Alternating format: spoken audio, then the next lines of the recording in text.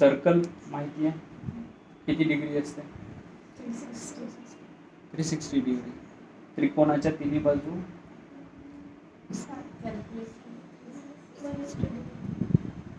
नाही, ए प्लस बी plus C, ठीक आहे, त्याचा स्क्वेअर केल्यानंतर आपल्याला तिसऱ्या बाजू काढता येते. म्हणजे कोणत्याही दोन बाजू माहीत असेल तर तिसरी बाजू आपल्याला शोधता येते. बरोबर आहे. तर आपण रुग्णाच्या बाबतीतही तसंच विचार करतो. एकीकडे आपल्याला रुग्णाने केलेले हेतू माहिती आहे, आपल्याला ग्रंथामध्ये ते कसं जाते, ते हेतू काय काम करते आणि दोष कसे तयार करते ते कळते, आणि रुग्णाची अवस्था कळते. आपल्याजवळ पेशंट कंप्लेंट घेऊन येतो तेव्हा काय येतो, तो आजाराची कंप्लेंट करतो म्हणजे नेमकं काय करतो, तो लक्षणं सांगतो आपल्याला. माझं पोट जे आहे झोंबतं अर्धा तास संडासला गेल्यानंतर, किंवा एखाद्या पेशंटमध्ये मला अर्धा तास लॅट्रिनलाच होत नाही, बसून राहावं लागतं, हे त्याच्या कंप्लेंट आहे. मग आता ह्या कंप्लेंट आपल्याला माहीत झाल्या, आपण लिहून घेतल्या.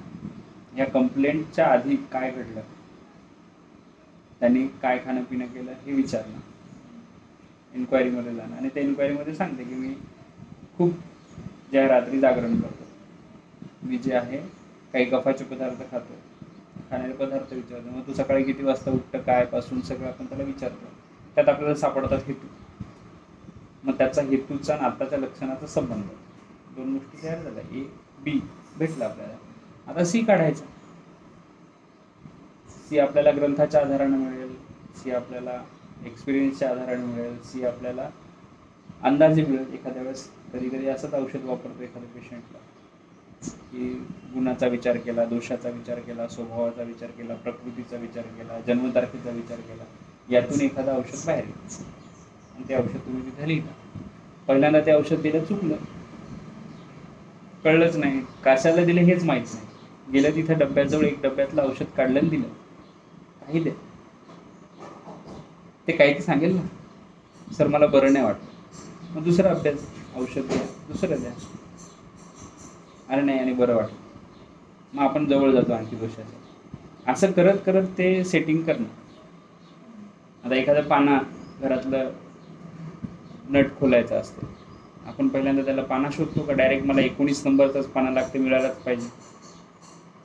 कधी आपण ती सांडशी घेतो, कधी चम्मच घेतो, कधी पाना नसेल, पेचकच नसेल तर कंगवा घेतो, काही पण घेतो त्याला खोलवण्याचा प्रयत्न करतो. तसंच तुम्ही काही घ्या. कधी कधी तर असं व्हायचं की सुरुवातीला जेव्हा मी प्रॅक्टिस सुरुवात केली आम्ही, तेव्हा पुण्याला असताना असेच कोणाचे पंचकर्म करून दिले, कोणाचं काय करून दिलं, 10,000 रुपये जमा झाले. त्या 10,000 औषधं घेतली,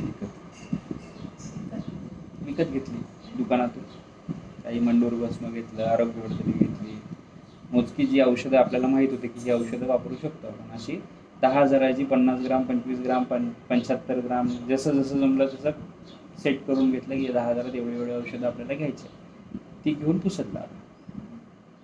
पुसदला लक्ष्मीनगरला त्या दवाखान्यात नव्हतं आपल्याकडे, लक्ष्मीनगरला बोर्ड लावलं तिथं, आणि ते टेबलच्या मागच्या बाजूला खालच्या हॉलमध्ये ते ठेवून दिली. तिथं बसून पुस्तकं वाचणं, ग्रंथ वाचणं चालू.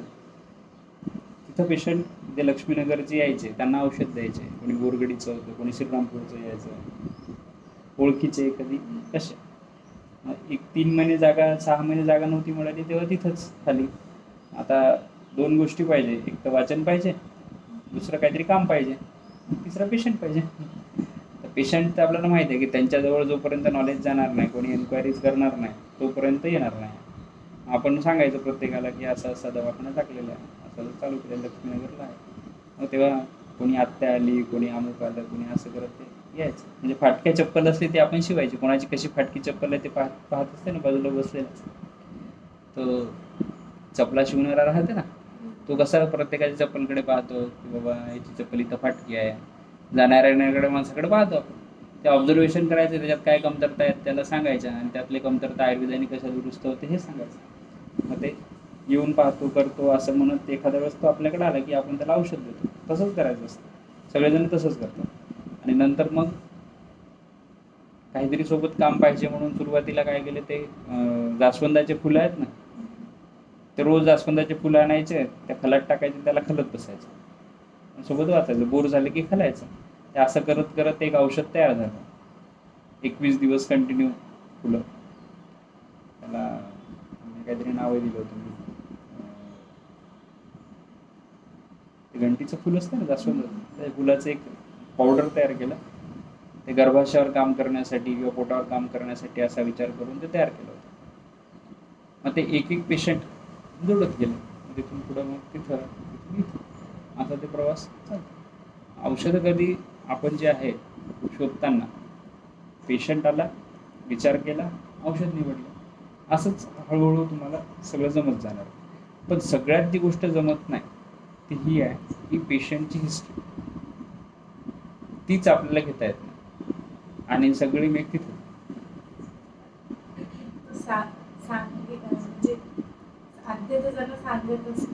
पण नाही सांगत, सगळं सांगतात. आता तुम्ही पेशंट आला, माझ्याजवळ बसला, तो बाहेर गेला, त्याला तुम्ही एवढं ते विचारू शकता दादा काय काय त्रास आहे, एक कागद घ्यायचं. सगळ्यात पहिले तुमचा ॲटिट्यूड आला पाहिजे, तुमचं ते ॲटिट्यूड आला पाहिजे की तुम्ही डॉक्टर आहे. नसलं तुम्ही राजा नसेल तरी राजासारखे राहू शकत नाही असं कोणी सांगितलं? तुम्ही आता डॉक्टरचं सगळं नॉलेज नाही आहे तुमच्याकडे, पण तुम्ही डॉक्टर आहे हे ॲटिट्यूड आणायला काय प्रॉब्लेम? आणि ते पाहिजे ना. तुम्ही त्यांना जर वाटलेच नाही डॉक्टर आहे, तुम्हाला सांगेल का? तुम्ही पोलिसला कधी घाबरता?